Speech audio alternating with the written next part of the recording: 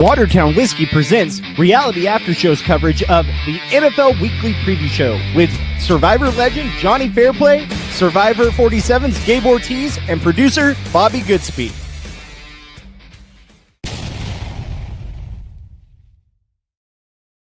Oh, hello there, wherever you're listening, however you're listening, joining us on the Reality After Show YouTube channel live or after the fact on the archived episode. We love you all the same. My name's Gabe Ortis, Survivor 47, joined by producer Bobby Goodsby, doing our NFL Weekly Preview Show that we do every single Wednesday here on the Reality After Show YouTube channel, breaking down all the upcoming games for the NFL week. We're heading in, I can't even believe it, week 11 of the NFL. Crazy. We are well into the second half of the NFL season. Man, it flies by. Second week in November right now, going in to the third week for week 11. Looking at all the spreads of each game and giving you who we think is going to cover the spread, who we think that you should stay away from, and where the real moneymakers are. So Week 11 starts tomorrow night with the New York Football Jets heading to the AFC East rivals, New England Patriots. Now, this is a game that I normally would have said is not very interesting, but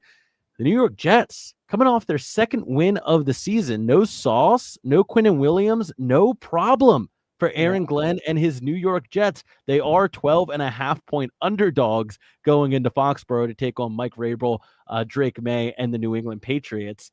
Is there any hope here for the New York Jets? No, they're without Garrett Wilson. Honestly, I think this team, they played well last week. No Sauce Gardner, it just no Quinnen Williams. It was great to see them get a resurgence of energy after all that. Maybe that's saying something about those two guys because It was interesting that they got a win right after that. I think the Patriots are one of the hottest, if not the hottest team in the NFL right now. I like the 12.5-point spread.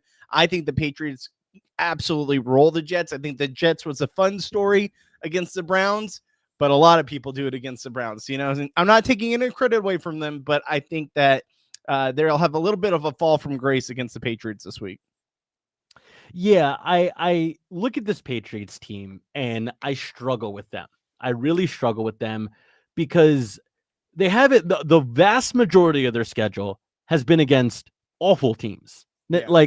Not even just teams, awful teams. The Titans, the Cardinals, the Saints, the Jets. These awful teams. But then they have two games where they played legit teams in the Bills and in the Tampa Bay Buccaneers. Yeah. And they won both of those games. And they were both very close games, but they won both of those games. So I don't think it's fair anymore to call the Patriots fool's gold. I do wonder how they will fare in the playoffs come January.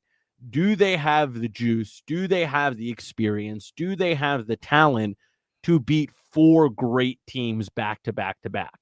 That is where I'm at on the Patriots. I think that if they don't get the 1 seed, they are a very easy wild card loss to predict. That's how I see their season going. I think they either get the 1 seed and they lose in the divisional round, or they get the second seed, or excuse me, the 4 seed, and they lose wild card weekend to whoever that 4th seed is, maybe even the Baltimore Ravens. So I'm very intrigued to see how they end the season. But yeah, looking at this, 12.5 points is a lot of points, especially for a divisional game, especially for a divisional Thursday night game. But it's hard to bet against the Patriots, especially with the Jets team that has lost pretty much all the remaining good players left on their squad. Getting into the Sunday morning game, another international game.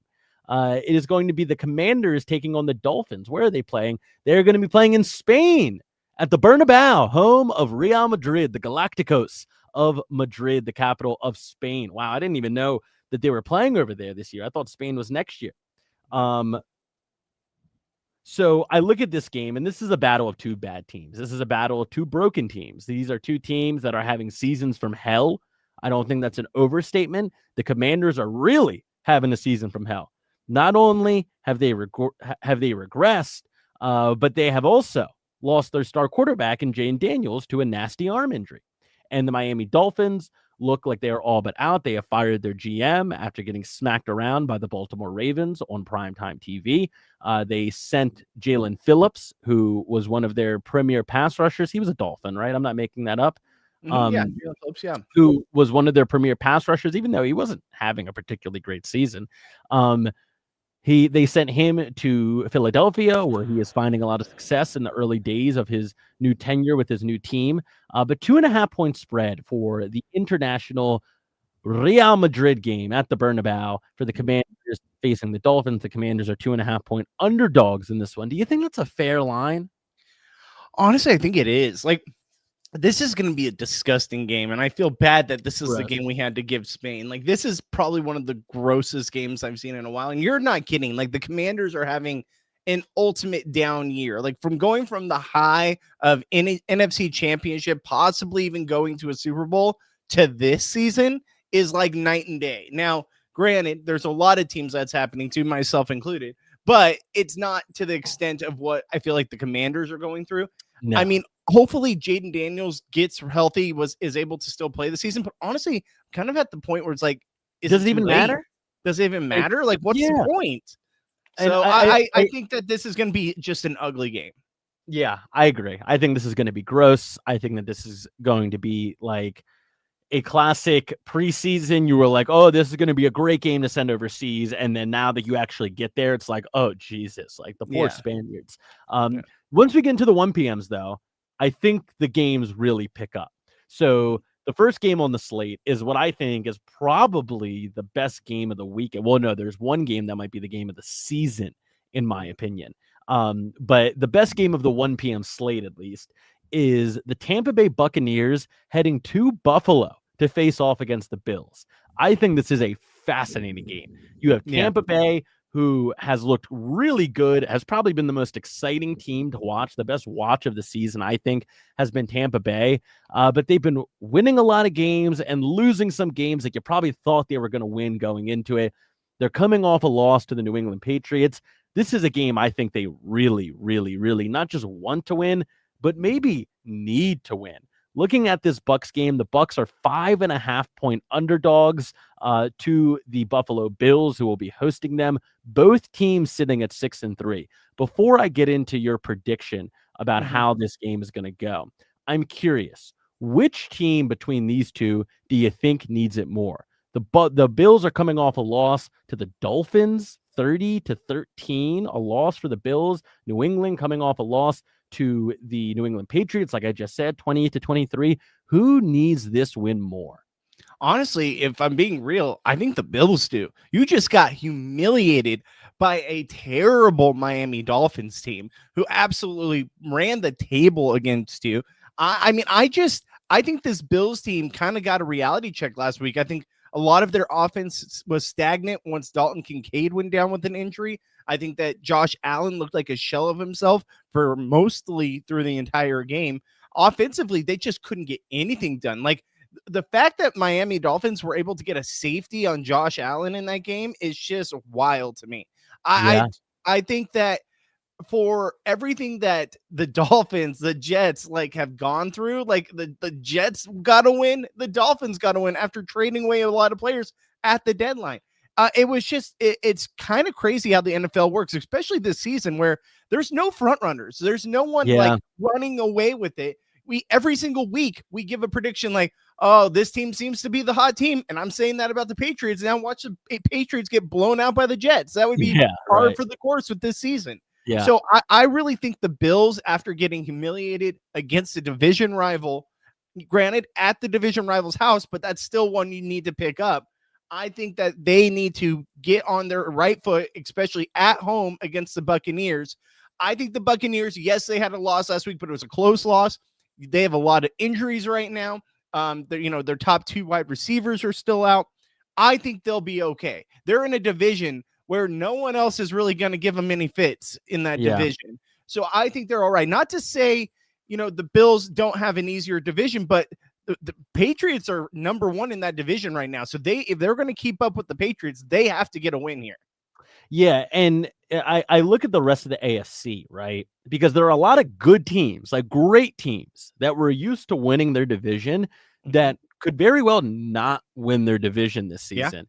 And your record becomes a lot more important when that happens. And I don't know how big the gap between the 5 seed and the 7 seed is going to be this year. I mean, I look at the AFC, you got the Patriots at 8-2, the Bills at 6-3, the Colts at 8-2, the Broncos at 8-2, the Chargers at 7-3. Like, I mean, how many teams did I just name there? 1, 2, 3, 4, 5. There's 5 teams right there that I just named. 2 of them are in the same division. So between the Bills, the Patriots, the Broncos, and the Chargers, 2 of those 4 teams are going to be in that 5, 6, or 7 spot. Yeah. And like, if I'm one of those teams, I want to guarantee that I'm going to be in that 5 spot. Like, I think that's a big deal. Now, granted, you're probably going to have to come play Baltimore in Baltimore, which is going to be a ridiculously tough out for any of those teams, regardless of who it is. But there's also a world where maybe you have to go play Indianapolis. Maybe you have to go and play the AFC West team. Maybe you have to go to Denver and Mile High and play the Broncos, which is going to be a ridiculously tough out. So I think that the seeding in those wild card spots is going to be more important than it's ever been before, because a lot of really good teams are going to be wild card teams this year and are going to be on the outside looking in from those division winners. So I agree with you. I think the Bills really need this one. And to your point, Gabe, at the beginning of the season, if you would have told me that all 3 of the Chiefs, the Bills, and the Ravens, not one of them would be leading their division this far into the season, I would have called you crazy. I would have been like, there's no way at least one of those teams is winning their division or leading their division. The Bills, the Ravens, and the Chiefs, not one of them is leading their division. That's wild. It's insane. I mean, those could be the 3 wild card teams. Could be. Absolutely. That could be the 7, 6, and 5 seed is the Chiefs, the Bills, and the Ravens, the teams that for the better part of the last decade have been leading the conference every single year. And it's like, who's going to win the Super Bowl, or who's going to be the Super Bowl representative from the AFC out of those 3 teams? And every single year it's the Chiefs. But I digress off that point. So I look at this game, 5.5 points. I actually really like the Bucs with the points here, just because they don't get blown out. I mean, they lost big to the Lions, lost by 5 points to the Patriots, and lost by 6 points to the Eagles off of that that was the Rams game where they got the kick 6 at the end, but lost by 6 points to the Eagles. And they win all their other games. They don't get blown out. So I don't think it's outside the realm of possibility for them to go win this game. I actually really like them ML. I like the value that they have at ML right now, sitting at, let me pull it up. DraftKings loves to kick me out of the odds screen for some reason. But right now sitting at plus 205 for Baker Mayfield and the Bucs to go into Buffalo and win. Like, I don't hate the odds there, to be honest, but on the spread, who do you like? 5.5 points in favor of the Bills. I mean, I like the Bills. I think the Bills get it done at home. I think they're a different team at home. I think even with the injury to Kincaid, I think that they'll be able to get it done with the run game. I think that it will be Josh Allen, especially with what he can do mobily as a quarterback. I think that the Bills are going to get right in this game, and I think the 5.5 points is fair. I think they probably win by a touchdown. Wow. Okay. Looking at another 1 p.m. game here that I find to be fascinating for obvious bias reasons, but the Cincinnati Bengals once again playing the Pittsburgh Steelers. Now, this is a game that is going to be very important for AFC North implications. The Cincinnati Bengals, led by Joe Flacco, won this matchup just a couple of weeks ago. This time they're heading to Acrisure Stadium in Pittsburgh, so they're not going to have the jungle, the home field advantage of Cincinnati and Paycor Stadium behind them. But Cincinnati, with the same line as the game we just talked about, 5.5 points for the Flacco-led Bengals heading to Pittsburgh. Do the Cincinnati Bengals sweep the Steelers this year and really put their division lead in a precarious position? I mean, technically, the Bengals can still get there, right? Like, the Bengals are definitely on the outside looking in, but like, there's theoretically, they're only a game back of the Ravens, and it's absolutely possible for them to get back in, especially with Joey B apparently most likely going to be coming back in the next 2 weeks. Yeah. If they can go on a run here and especially get this win this week, I think that they absolutely have a chance of resurfacing as a team once Joe Burrow gets back as a team that could possibly do that. I think Joe Flacco has been amazing for them. Yes, they got in a tough loss against the Jets, but like that was not Joe Burrow. Joe Burrow. That was not Joe Flacco's fault by any means. Joe Flacco was absolutely tearing him up. The problem is with this team, and we said this before the season even started, everyone could see it from a mile away, except for management. When you put all that money into T. Higgins, Jamar Chase, and Joe Burrow and give nothing back to your defense, this is what you're going to get. You're going to get games where you're going to need to score 50 points to be able to stay in it. And that's what happened against the Jets. I think that if they can get a win here, the season's not lost. If they lose this week to the Steelers, I think they got to think about icing Joe Burrow for the rest of the season. Yeah, and looking right now at the Bengals' schedule, they have quite a few divisional games in front of them. They still have to play the Cleveland Browns one time. They have to play the Ravens twice. They have to play the Steelers again this week. So I look at their schedule, and particularly their divisional schedule, like if they can stack wins against the division, they're going to be right in that dogfight until the very end. And their last game of the season is against the Browns, which when it comes to tiebreakers and what your record is within the division, like that can matter a lot depending on how the season shakes out. Joe Burrow was reported that he is looking to be back by Thanksgiving-ish. So I'm not sure if that ish means maybe before Thanksgiving or maybe after Thanksgiving, but they do play the Ravens Thanksgiving night.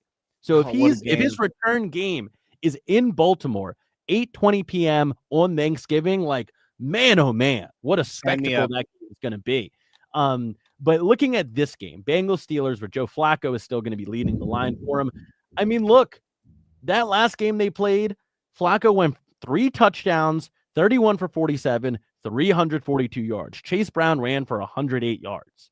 Aaron Rodgers threw for 4 touchdowns, respect to him, but also 2 interceptions. So I look at this game. Jamar Chase had that outstanding game. 16 receptions, 161 yards, and a touchdown for Jamar Chase against the Pittsburgh Steelers last time they played. Like, I just think that this is a lot for the Pittsburgh defense to handle. And I think we've seen this Pittsburgh offense slow down as the season has gone on. And it is kind of replicating what we saw from the Pittsburgh Steelers last season. Older quarterback in Russell Wilson. A lot of people wondering, can he still do it? Started the season off very, very hot. The quarterback starts to slow down. The rest of the offense starts to slow down. They stop winning as many games. I think we're seeing the same exact thing play out now, just with Aaron Rodgers. They started off hot in September and October. All of a sudden, Aaron Rodgers starts slowing down. The team starts slowing down. I think they're going to stop winning games. I don't like them to win this Bengals matchup. I think they get swept by the Bengals this year because I think it's just too much firepower for them to keep up with. I don't think the Steelers are going to be able to go and score the 30-plus points that's going to be necessary for them to win this game. So I really like the Bengals, and the line moved live before my very eyes to 6 points in favor of the Steelers. I like the Bengals with points here, and I like them a lot, to be honest with you. I'll tell you what, all this talking about the AFC North is getting me a little bit thirsty, and I wish that there was something I could quench my thirst with. Bobby, do you have anything for me? Watertown Whiskey, guess what? Philadelphia Eagles back-to-back. Here we go, Super Bowl champions. You see, Daniels, it is the Commanders' year. Woo! Super Bowl bound to Watertown Whiskey. It's back-to-back. The Chiefs are going back, and they're winning this time. Watertown Whiskey. Y'all boys heading on down to 8 Mile. Lions got this. Watertown Whiskey. It's the AFC's year, but it's the Chargers. There's only one thing I gotta say. Watertown Whiskey. Jets, Jets. Shut on. Hartford Whalers, we're going to the Super Bowl. They're close to Watertown, right? There's one thing we can all agree on. Watertown Whiskey. Escape the ordinary. WatertownWhiskey.com. Drink responsibly.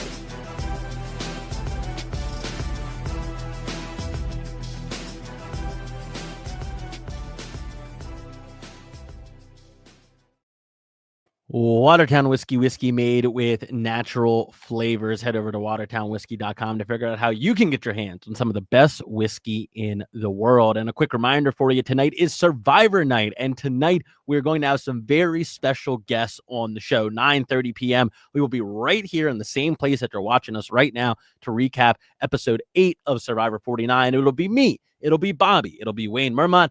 And we will be joined. Jonny Fairplay not in town, but we've got a couple of good replacements for him. Reality TV royalty, Big Brother winner Rachel Riley will be joining us to talk not Big Brother, but Survivor 49, and Teeny Chirichiro from season 47, my dear, dear, dear friend, will also be joining the show. So a packed house tonight for the reality after show recap of Survivor 49 right here starting at 9:30 p.m. as soon as the episode ends. You do not want to miss it. Getting back to NFL Week 11, we just talked about some AFC North. Let's talk some NFC North as we have a big NFC North matchup, another game that has huge potential implications for the rest of the season. The Chicago Bears are heading to Minnesota to take on J.J. McCarthy, Kevin O'Connell, Jay Jettis, and the Minnesota Vikings. Bobby, how do you feel about this game coming off a loss to my Baltimore Ravens? It was such a rough game. Like, we just played so bad. Like, there was nothing to take away from that was positive. Yeah, we were up 10-9 at halftime and then completely blew the lead that we did have. Our defensively wasn't terrible. Like, to hold you guys to field goals for the majority of that game was impressive.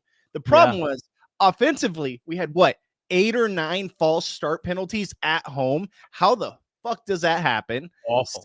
Secondly, the ineptitude at play calling by KOC. I'm at the point now where I want KOC to stop play calling.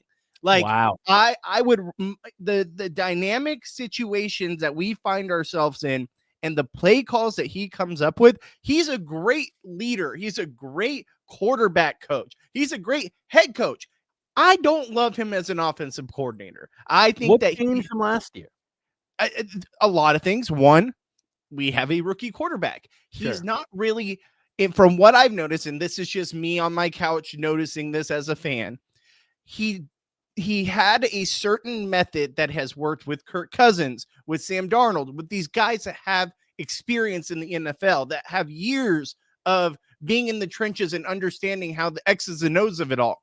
JJ McCarthy, on the other hand, it's his first year. He's only played 4 games, and he's making these play calls like this guy is a seasoned veteran going out there. When it's 2nd and 3rd down and 2nd and 1, 3rd and 1, and he's not running the ball with a tandem that we have in Aaron Jones, who's tearing you guys up in yardage, and all of a sudden he's like, oh, no, let's just give it to J.J. McCarthy to throw 3 times. You know, like, it just doesn't make any sense. And constantly on 3rd and 4th down, he's not even throwing these short little routes. He's throwing these freaking Hail Mary bombs that are just getting picked off in the end zone like we're punting the ball. They're just these arm punts. It's inexplicable. And one of them's not completely on McCarthy. I want to say there was one where Jay Jettis seemed to get wrapped up, tangled up feet-wise and fell to the ground. I mean, this was your first time probably watching a full Vikings game because you were watching it as a Baltimore Ravens fan. What were your takeaways? I'll say I actually watched quite a lot of Vikings games because my roommate and one of my very close friends is from Minnesota, and he's a huge Vikings fan. So I have a huge soft spot for the Minnesota Vikings, and I actually do watch a lot of their games. Okay. And what I see is like J.J. McCarthy is a project. He's not a prospect. Right. That's a distinction a lot of people like to make about, especially about QBs coming into the league, but rookies in general, but especially quarterbacks. Some guys are prospects. That's like, you get them, they are ready to go. Yeah. Right. Lamar Jackson, which a lot of people thought he was a prospect, was a project, is a prospect. I think Baker Mayfield was a prospect. Like, these are guys who came into the league and they started playing NFL caliber football right away. J.J. McCarthy is a project. He is somebody who probably isn't going to be great until well into his 2nd year, maybe even his 3rd year. Do I see flashes of him making great throws? Absolutely, I do. Do I see him have the attitude that I think you need as an NFL quarterback? Is he somebody who I am okay with standing at the podium representing my organization week in, week out? Absolutely, I am. Clearly, he's got some cool fire behind him. He's got his alter ego 9, which I think don't know how I feel about that. I think it's very corny, but I also think that some of that is like, okay, like I would rather have JJ McCarthy be 9 on game day than have Kyler Murray, who seems like he doesn't give a damn about playing football. Like I'd rather lean so far into, I'm so into this that it's kind of lame and corny than like I want to play Call of Duty instead of be out here playing football and being a member of this team. So I think that there's a lot of good in JJ McCarthy. I think he's just raw as hell, though. He misses a lot of throws. He makes some deep ball decisions that are questionable as hell and often result in interceptions. And that is something that thankfully you can get better at. You can develop. And I think Kevin O'Connell is one of the best guys in the league to be tasked with that. He is a quarterback whisperer, like you said. And I think if you want someone to develop a young talent that has all of the X factor qualities that you need to be an NFL quarterback, you want Kevin O'Connell guiding him there. He's just not there yet. And we can't overlook the fact that he started his NFL career with a torn ACL. Yeah. I mean, that's as bad of an injury as you can take to start your NFL career, regardless of what position you're playing, especially if you're a quarterback. So I think that there is going to be a steep learning curve for JJ McCarthy. I think he's going to lose a lot of games that he probably shouldn't lose, but I think he's also going to show flashes that lead this team and lead, you know, obviously you're a part of this, but lead the fan base to want to stick with him. Yeah. And you have a very expensive offense right now. You have one of the most expensive players in the league in Justin Jefferson. Is Jordan Addison still in his rookie deal? Yes. That's not going to last. You have TJ Hawkinson, who is one of the highest earning tight ends in the league, and you have an offensive line that you're going to need to pay if you wanted to keep up with the rate that the NFL is currently operating at. And having a quarterback that is costing you a rookie amount of money is a luxury. And I think when you have that situation, you want to exhaust any possible belief in the guy before you move off of him, because he is so cheap and you have so many expensive pieces on this offense. So I just look at him, and he went up against, you know, Lamar Jackson, who is one of the best quarterbacks to ever play the game. And he went up against an ascending Baltimore Ravens defense that has been getting better and better every single week for the past 4 weeks. And they didn't stop that momentum going in to US Bank Stadium in Minnesota. So I look at the Vikings as a team where there's a lot there. I think it's just going to require some patience. I think it's going to require some patience from the fan base, from the star players on this team, Justin Jefferson, whose body language was not very encouraging on Sunday, and patience from the coaching staff and the ownership group of the Minnesota Vikings. I think there's something there with JJ. And I would hate for the Vikings fans genuinely to have a Sam Darnold, Baker Mayfield, Daniel Jones type situation where you have a young guy that's very unconvincing when he's young, and then he goes somewhere else and he becomes this pop guy that's fighting for MVPs. And you're like, oh my God, we had him in the building. So I want to exercise patience with JJ McCarthy. I still want to give the kid like time. Like, he's only 4 games into his NFL career. I'm not saying panic button. It's just some of the throws I'm seeing. It's like, oh, that's rough, you know? So there's going to be growing pains. That's what happens with a first-year quarterback. Like, every quarterback goes through it. So I'm not out on him by any means. I think the alter ego thing is a little cringe, but at the same time, this is a big game this week, right? Against the Bears. This is huge for both teams. Home. No, this could be all or nothing, because we are technically 2-0 in the division. If we go undefeated in the division, it's not out of realm for us to be able to get back in it and still win this division.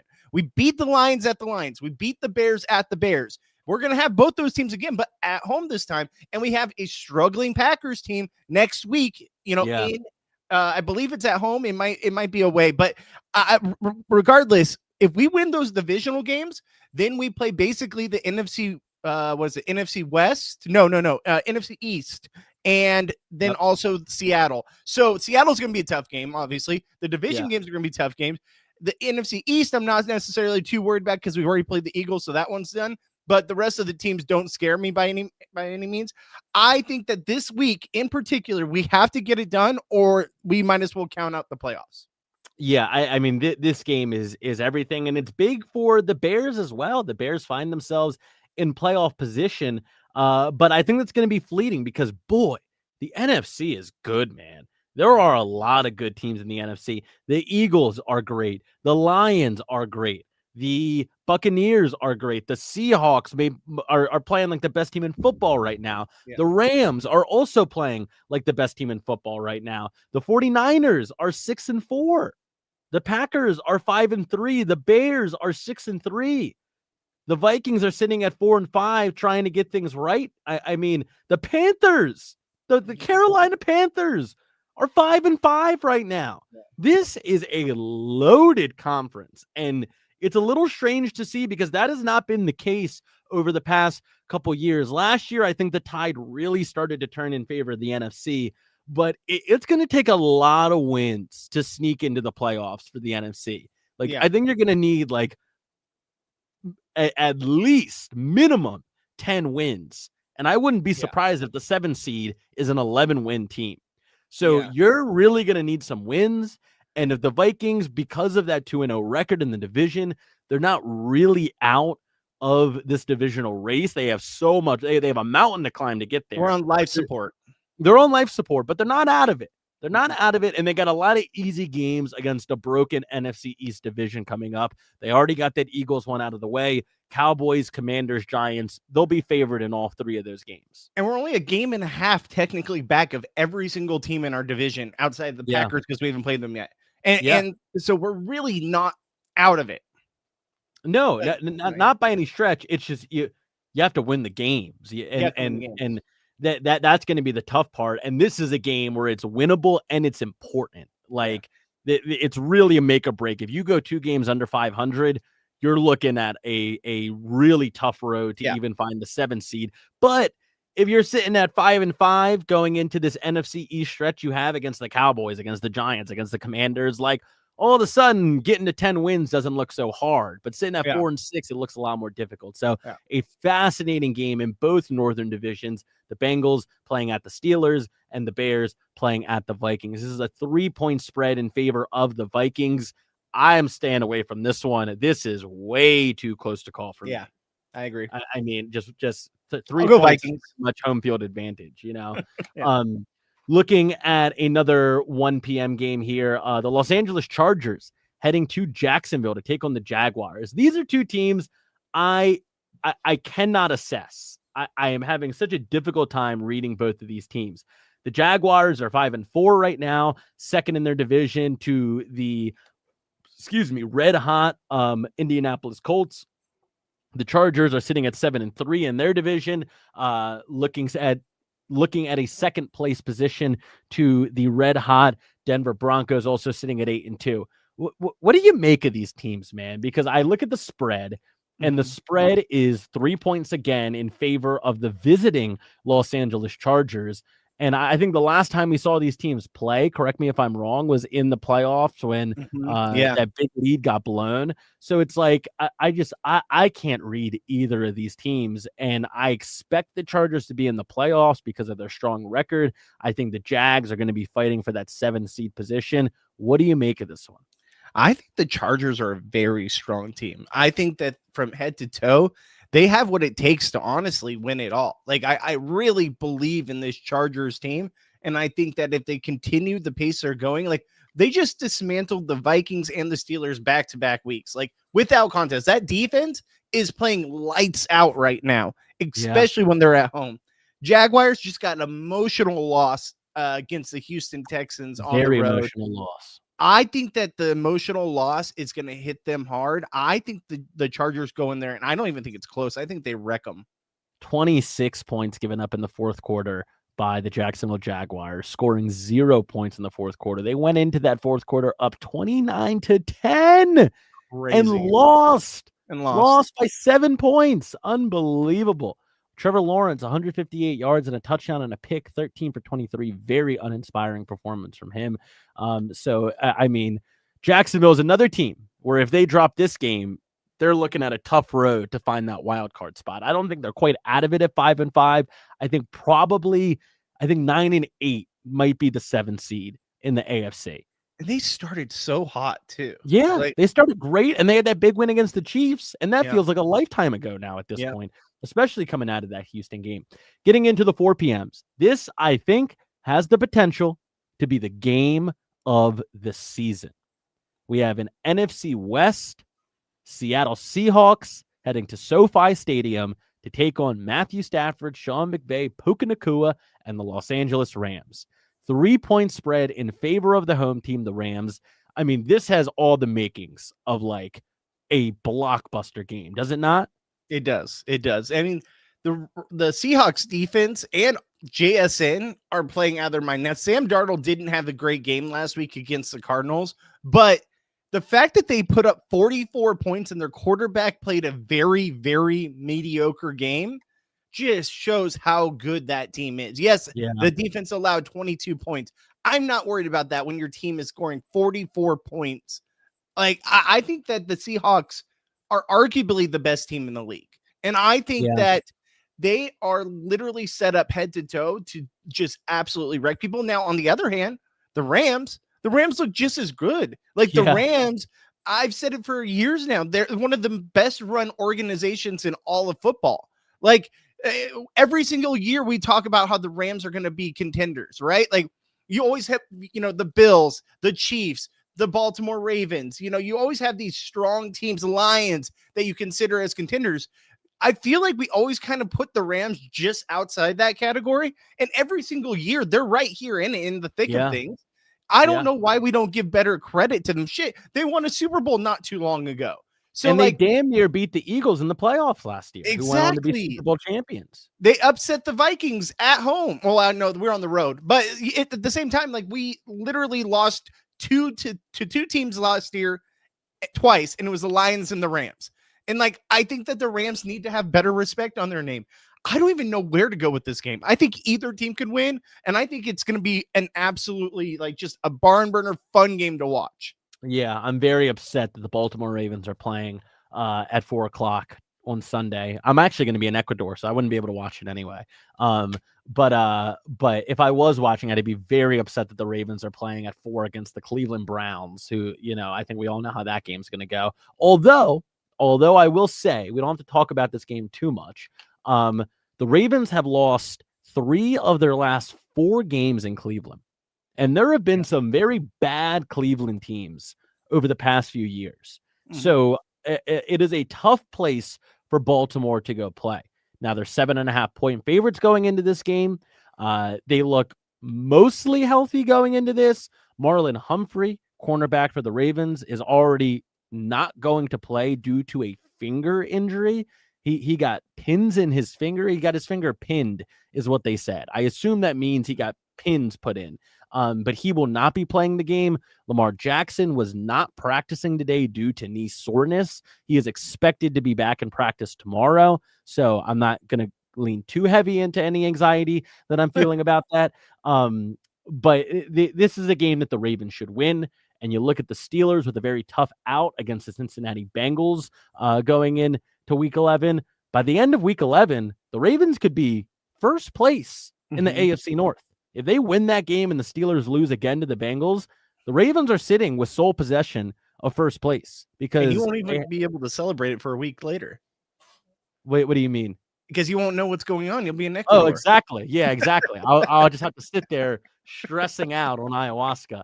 That's what my whole trip is. My whole ayahuasca trip in Ecuador is going to be about. Did the Ravens win? What? Someone tell me what happened. Did the Bengals you won't even win? know what's real. Win? Exactly. You won't even know. The walls will be melting around me, and I'll be. It's Lamar healthy? Did he play? So I look at that game as a game that the Ravens should win. It should be another confidence builder. They're on a 3-game win streak right now. Coming out of that bye, they've won 3 games straight against the Bears, against the Vikings, and against the. Who am I missing? No, those are just the 2 games. So What game am I in? They played the Bears coming out of the bye week, and then who did they play 2 weeks ago? Are you saying the Ravens? Browns? or the Ravens? How am I blanking on this? 2 weeks ago, you guys played the. Or was that our bye week? That was your bye week. That was your bye week. Yep. Okay. Week 8, we beat the Bears. Week 9, we beat the Dolphins. That's what I'm missing. Dolphins, yeah. So we came out of the bye week. We beat the Bears. We beat the Dolphins. We just beat your Vikings. And now we go into this Cleveland game, which we're favored by over a touchdown. It's a very bad Cleveland team. They have a pretty good defense, but we manhandled them in week 2 of the season, winning like 41-10, I think the score was. So this is a game that you hope the Ravens will win, but it's a place that they've had a lot of difficulty winning in recent seasons. So I don't think this is by any means a gimme, but if they can go into Cleveland, if they can beat Cleveland, if they can do it handedly, especially, then we're looking at a potential first place position in the AFC North. And even more importantly, we're looking at a 4-game win streak. And then we play the New York Jets the following week at home. That's a game that we should be dominating. Those are 5 games on the spin that we've won heading into Thanksgiving against the Bengals, potentially with Joe Burrow. I mean, like, look, I'm as biased as you can possibly be.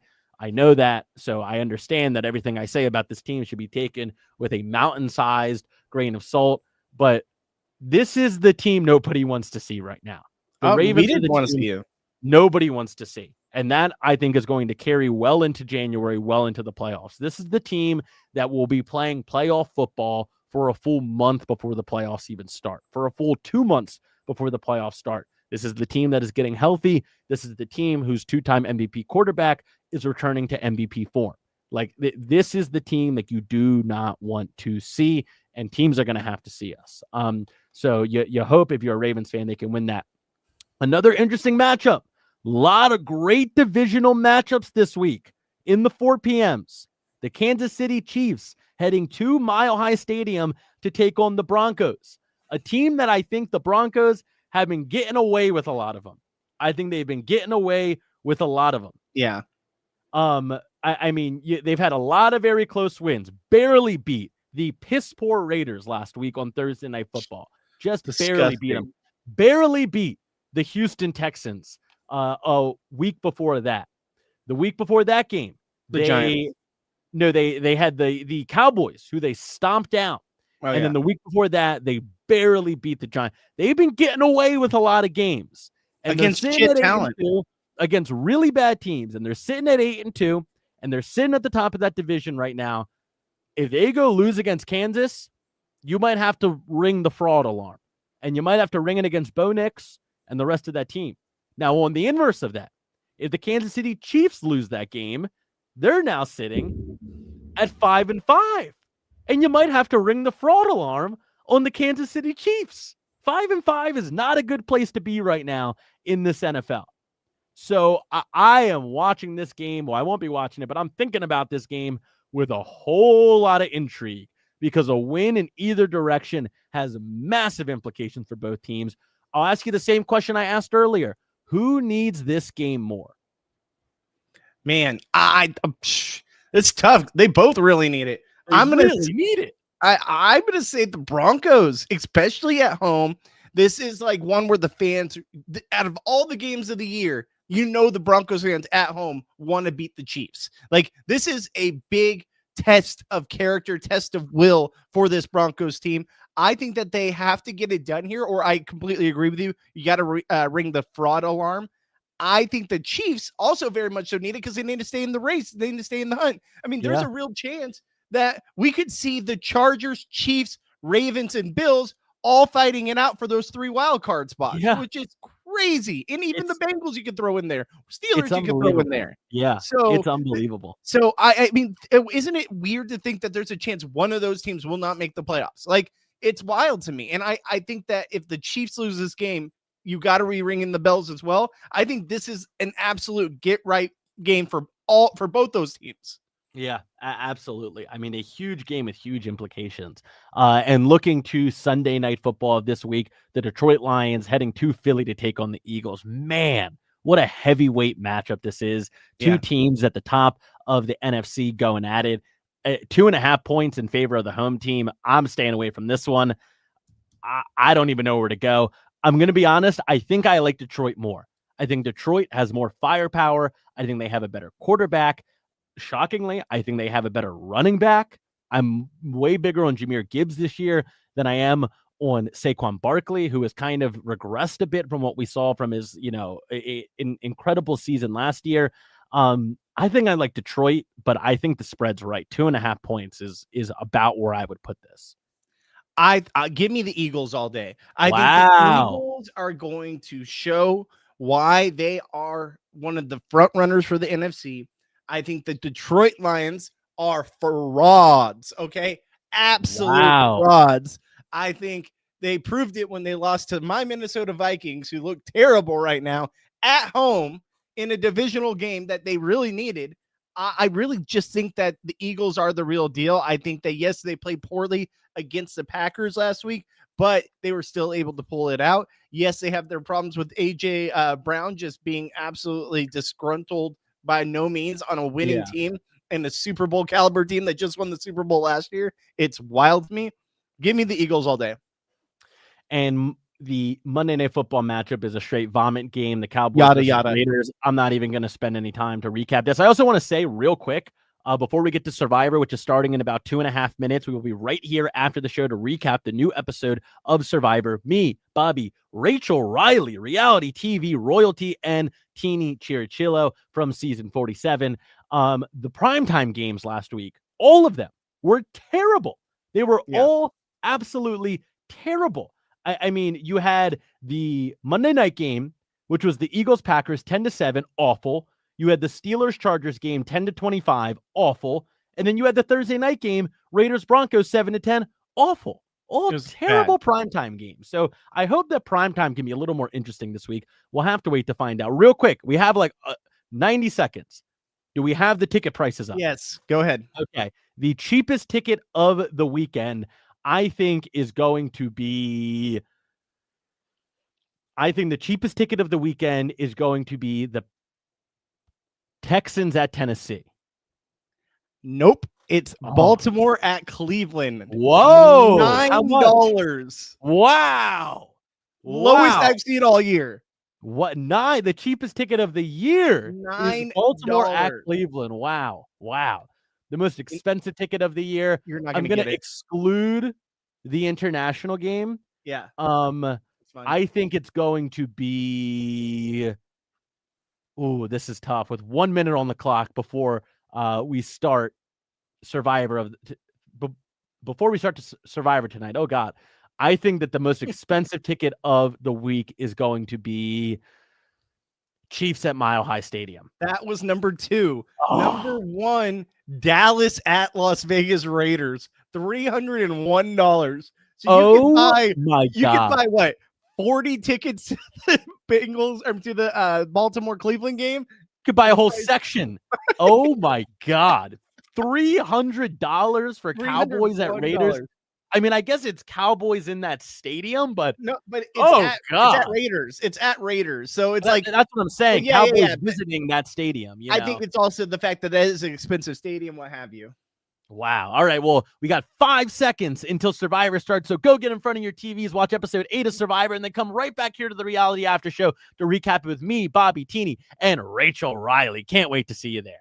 See you guys.